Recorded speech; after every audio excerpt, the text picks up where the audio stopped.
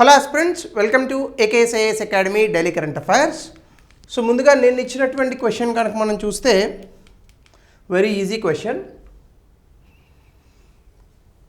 Effect of devaluation it necessarily improves the competitiveness of the exports. మీకు already గతంలో చెప్పాను.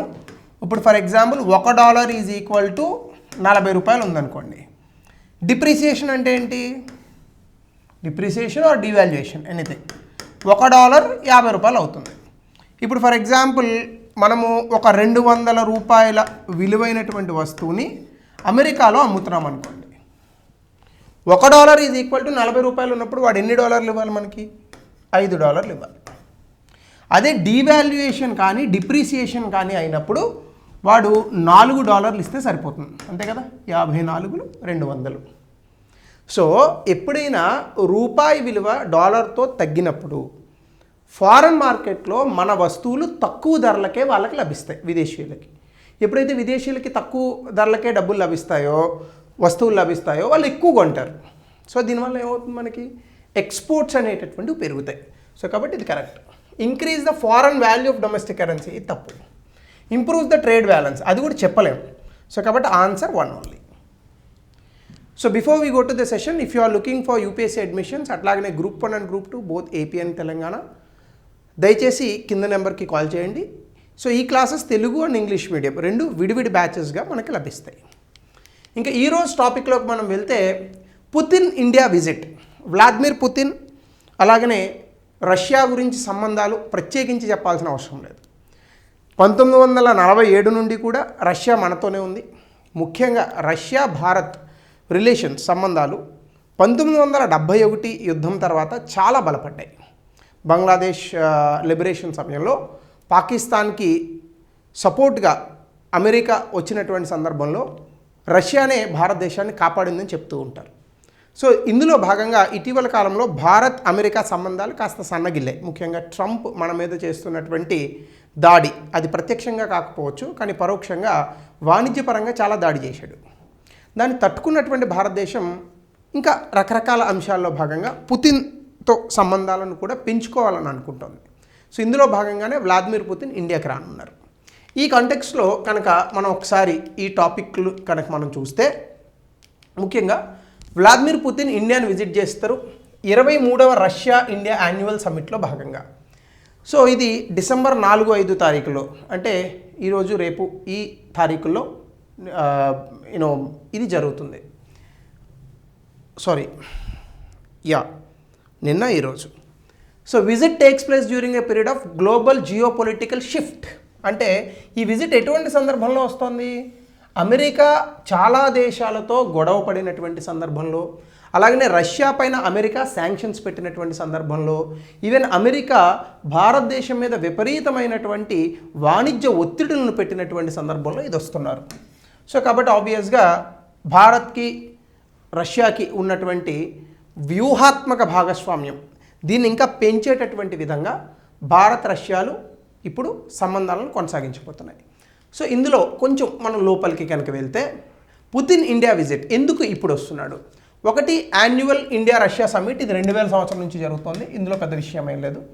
అయితే పుటిన్ ఇండియాకి ఫస్ట్ విజిట్ 2021లో వచ్చాడు. దాని తర్వాత స్ట్రాటజిక్ ఎంగేజ్మెంట్, అంటే వ్యూహాత్మకంగా ఇరు దేశాలు కలిసి ముందుకెళ్లాలనేటటువంటి అంశాన్ని చాలా స్పష్టంగా చెప్పారు. రష్యా అమెరికా టారిఫ్ ప్రెషర్, అంటే అమెరికా కావాలని భారతదేశం మీద ఈ వాణిజ్యపరమైనటువంటి ఒత్తిళ్లు పెడుతుందని రష్యా బాహాటంగా చెప్పింది అన్ని దేశాలకి కూడా. అలాగనే Moscow third country proof payment mechanism, అంటే సాధారణంగా ఇప్పుడు వాణిజ్యం జరుగుతూ ఉంటుంది.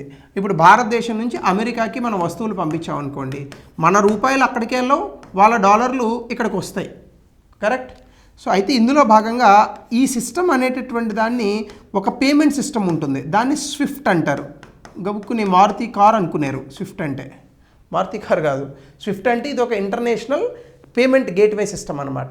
ఇది అమెరికా చేతుల్లో ఉంది. అమెరికాకి ఎప్పుడైనా నచ్చకపోతే ఈ పేమెంట్ని ఆ దేశాలకు క్యాన్సిల్ చేస్తూ ఉంటుంది అనమాట.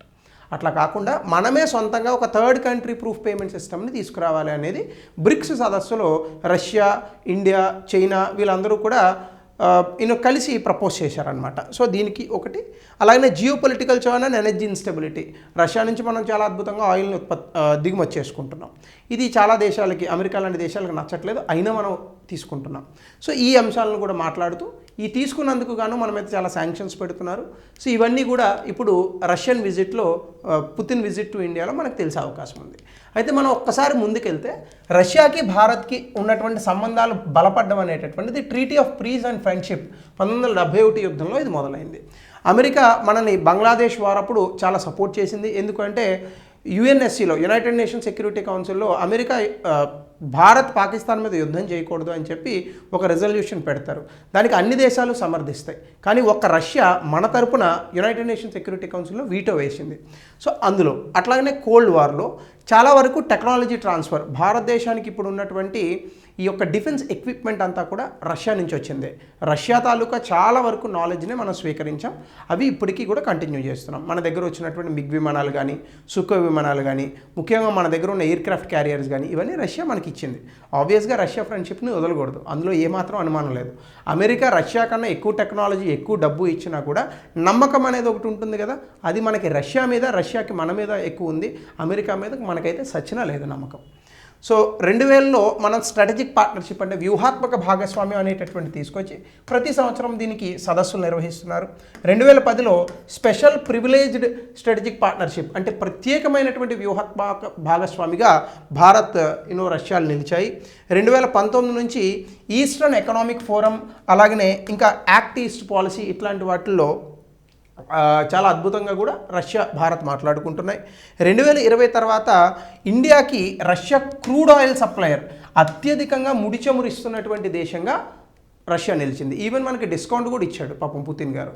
ఒక బ్యారెల్ పైన $5 నుంచి $10 ఎంతో డిస్కౌంట్ కూడా ఇచ్చాడు మనకి. అట్లానే evolution of India Russia relations కనుక మనం చూస్తే ఎక్కువగా భారత్ రష్యా రిలేషన్స్ డిఫెన్స్, రక్షణ రంగంలో మనకి ఎక్కువగా ఉన్నాయి. అట్లానే మనకి డిఫెన్స్తో పాటుగా న్యూక్లియర్ ఎనర్జీ అంటే యురేనియం, ప్లూటోనియం, వీటి నుంచి మనం విద్యుత్ ఉత్పత్తి చేసేటటువంటి ప్లాంట్స్ని భారతదేశంలో మొట్టమొదట పెట్టింది కూడా రష్యానే. అలాగే హైడ్రోకార్బన్, స్పేస్, ఎడ్యుకేషన్, ఇలాంటి అన్నిటిల్లో కూడా రష్యా భారత్కి ఎప్పుడూ బాసటగా నిలిచింది. ఈవెన్ యురేషియాలో ఉన్నటువంటి దేశాలతో సంబంధాలకు కూడా రష్యా మనకి చాలా ఉపయోగపడింది అనమాట. అట్లాగనే డిఫెన్స్ కోఆపరేషన్లో కనుక మనం చూస్తే ఇటీవల కాలంలో air defence system S-400 defence system, America తాహాద్ కూడా కాదని మనం రష్యా డిఫెన్స్ సిస్టమ్నే కొన్నాం. ఇది ఇటీవల కాలంలో ఆపరేషన్ సింధూర్ అప్పుడు మనకి పాకిస్తాన్కి మధ్య జరిగిన గొడవల్లో చాలా ఉపయోగపడింది. అలాగే సుఖోయ్ 30 విమానాలు, మిగ్ విమానాలు, ఇవన్నీ కూడా ఇండియన్ ఎయిర్ ఫోర్స్కి వెన్నుముకగా నిలిచాయి. అలాగే T-72, T-90 ట్యాంక్స్ ఏవైతే ఉన్నాయో మన ఆర్మీ పవర్ని ద్విగుణీకృతం చేశాయి. సో దీంతో పాటుగా జాయింట్ డెవలప్మెంట్, రష్యా ఇండియా కలిసి క్రియేట్ చేసినటువంటి బ్రహ్మోస్ క్షిపణి, సూపర్సోనిక్ క్షిపణి, ఇది ప్రపంచంలో ఏ దేశము కూడా ఈ క్షిపణిని అడ్డుకోలేదు. ఒక క్షిపణిని పేలిస్తే అడ్డుకుంటాయి, 16 నుంచి 20 క్షిపణులను కనుక వరుసగా పేలిస్తే ఈవెన్ అమెరికా కూడా దీన్ని అడ్డుకునేటటువంటి సామర్థ్యం లేదు. అలాగనే సుఖోయ్ 57 ఎయిర్ డిఫెన్స్ మోడర్నైజేషన్ కూడా భారత్ రష్యా మధ్య టాక్స్ అనేటటువంటివి జరుగుతున్నాయి. ఇటీవల కాలంలో కూడా లోకలైజేషన్ అంటే స్పేర్ పార్ట్లు, ఇంజన్లు, ఇట్లాంటివి భారతదేశంలోనే తయారు చేయడానికి రష్యా ఒప్పుకుంది. అట్లాగనే సప్లై డిలేస్ లేకుండా జాయింట్ మ్యానుఫ్యాక్చరింగ్ కూడా రష్యా మనతో ఒప్పుకుంది. అలాగే ఎనర్జీకి సంబంధించి ఆయిల్ అండ్ గ్యాస్లో భారతదేశానికి అత్యధికంగా ఇప్పుడు ముడి చమురు సప్లై చేస్తున్నటువంటి దేశం రష్యా. దీన్ని ఇంకా బెటర్గా చేసి ముడి చమురుతో పాటు ఇంకా గ్యాస్, ఇవన్నీ కూడా ఎక్కువ శాతం మనం రష్యా నుంచి తీసుకోవాలని అనుకుంటున్నాం. అమెరికా శాంక్షన్స్ పెట్టినా భారత్ వినే స్టేజ్లో లేదు. ఎందుకంటే ఎవడి దేశం వాడి ఇంట్రెస్ట్లు, అది మోర్ ఇంపార్టెంట్. ముందు మన ఇల్లు చక్కదిద్దుకుంటే ప్రపంచానికి కార్పెట్ తర్వాత వేయచ్చు. సినిమాలో ఒక డైలాగ్ ఉంటుంది కదా, మన కాళ్ళకి చెప్పులు ఉంటే ప్రపంచానికి కార్పెట్ తర్వాత వేయచ్చు. మన కాళ్ళకే చెప్పులు లేకుండా ప్రపంచం గురించి ఎక్కడ ఆలోచిస్తాం మనం? కాబట్టి ముందు మన ముడి చమురు గురించి మనం చూసుకొని మన నేషనల్ ఇంట్రెస్ట్ చూసుకుంటే తర్వాత ప్రపంచం గురించి ఆలోచించవచ్చు. సో ఇంకా డిప్లొమాటిక్ ఎఫర్మేషన్స్లో కనుక మనం చూస్తే, సివిల్ న్యూక్లియర్లో కనుక చూస్తే తమిళనాడులో ఉన్నటువంటి కొదాలకునం యూనిట్ 1 నుంచి 6 కూడా రష్యానే మనకి ఇచ్చింది. అలాగే స్మాల్ మాడ్యులర్ రియాక్టర్స్, ఇవన్నీ కూడా రష్యానే పంపింది మనకి. ఈవెన్ ట్రేడ్లో కూడా రష్యాకి మనకి $68.7 బిలియన్ వాణిజ్యం ఉంది. భారతదేశం $4 బిలియన్ ఎక్స్పోర్ట్స్ చేస్తోంది. కానీ భారతదేశం వాళ్ళ దగ్గర నుంచి రష్యా నుంచి దిగుమతులు ఎక్కువ, అవి 63 బిలియన్లు ఉన్నాయి. అంటే ఒక రకంగా చెప్పాలంటే one side imports, Russia exports చాలా అత్యధికంగా భారతదేశానికి చేస్తూ ఉంటుంది. సో ఇందులో భాగంగా ఇప్పుడు జరుగుతున్నటువంటి 2025 రష్యా ఇండియా సమ్మిట్ తాలూకా సిగ్నిఫికెన్స్ ఏంటంటే, ఒకటి డిప్లొమాటిక్, మనం వ్యూహాత్మక భాగస్వామ్యంలో ఉన్నాం. ఇప్పుడు అమెరికాతో చాలా ఇబ్బందులు వస్తున్నాయి, ఖచ్చితంగా ఇందులో చాలా గట్టిగా మాట్లాడుకుంటారు.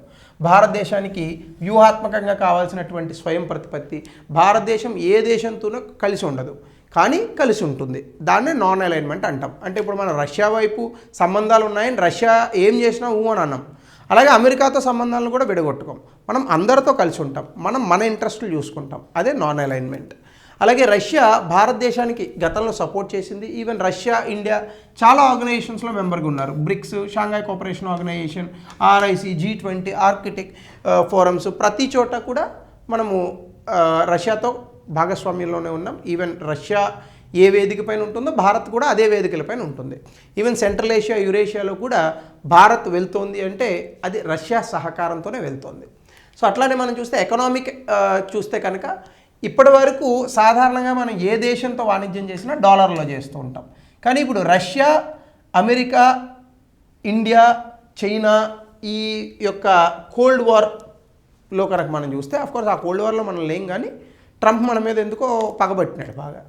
సో దీనికి సంబంధించి ఇటీవల కాలంలో ఈ దేశాలు, బ్రిక్స్ దేశాలు డాలర్ లేని పేమెంట్లను చేద్దామని అనుకుంటున్నాయి. సో అదే నాన్ డాలర్ పేమెంట్స్ అనమాట. సో దీనికోసం కొంత ఆలోచిస్తున్నారు. అలాగే ఆయిల్ అండ్ గ్యాస్ ఇంకా ఎక్కువగా రష్యా నుంచి తెచ్చుకోవడానికి భారత్ ఆలోచిస్తోంది. అలాగే న్యూక్లియర్ కోఆపరేషన్, కొత్తగా యూనిట్స్ కుదానుకూలంలో కూడా పవర్ ఉత్పత్తి చేయడానికి టెక్నాలజీని కూడా మనం అడుగుతున్నాం. అట్లాగనే INSTC, చెన్నై వ్లాడివోస్టాక్ కారిడార్, ఇవన్నీ ఏంటంటే కొంతవరకు వయా సముద్ర మార్గాలు అనమాట. సో వాణిజ్యానికి సంబంధించి రోడ్డు, సముద్ర మార్గాలను ఎక్స్ప్లోర్ చేస్తున్నాం. ఇంకా డిఫెన్స్లో కనుక మనం చూసుకుంటే S-400, ఇంకా స్పేర్ పార్ట్లు, ఇంజన్లు, ఇవన్నీ భారతదేశంలోనే తయారు చేయడానికి మన ఆలోచనలు కూడా జరుగుతున్నాయి. అలాగే సుఖోయ్ 30, T-90 అంటే ట్యాంకర్స్, హెలికాప్టర్స్, కెమౌ 225 హెలికాప్టర్స్ అని ఉంటాయన్నమాట. ఇవన్నీ కూడా భారతదేశంలో లేదా అక్కడ జాయింట్ మ్యానుఫ్యాక్చరింగ్, అంటే రష్యా వాళ్ళ టెక్నాలజీ ఉంటుంది, మనం కూడా కలుస్తాం అన్నట్లు. ఇట్లా జాయింట్ మ్యానుఫ్యాక్చరింగ్ కూడా అనుకుంటున్నాం. అలాగే బ్రహ్మోస్ని ఇంకా స్ట్రెంథన్ చేయాలని అనుకుంటున్నారు. సూపర్ సోనిక్ అయిపోయింది, హైపర్ సోనిక్ వెపన్స్ కూడా తయారు చేయాలని అనుకుంటున్నారు. ఇటీవల కాలంలో డ్రోన్స్ గురించి మీ అందరికీ తెలుసు. సో అన్మ్యాన్డ్ ఏరియల్ వెహికల్స్, వాటి తాలూకా ఇంజన్లు, ఇవన్నీ కూడా భారతదేశానికి టెక్నాలజీ ప్రపంచంలో ఎవడు ఇడు, ఒక్క రష్యా ఇస్తుంది. అందుకే రష్యా ఇంపార్టెంట్ మనకి. సో అన్నీ బాగున్నప్పుడు మనతో ఉండేవాడి కన్నా ఏమీ బాగాలేనప్పుడు మనతో ఉండేవాడే గొప్పవాడు, మన స్నేహితుడు. రష్యా అలాంటి స్నేహితుడు మనకి. సో అట్లాగనే జాయింట్ MRO హబ్స్, అలాగనే ఈ యొక్క జాయింట్ మ్యానుఫ్యాక్చరింగ్ హబ్స్ పెట్టడం వల్ల డీలేస్ తగ్గిస్తారట. అట్లాగనే ఇండియా మిలిటరీ ప్లాట్ఫామ్ ఇన్వెంటరీలో 60 నుంచి 70% వెపన్స్ అన్నీ రష్యా నుంచే వచ్చాయి. ఇంక మరి రష్యాతో దోస్తీ చేయకపోతే ఇంకెవరితో చేయాలా? అమెరికాతో చేయాలా?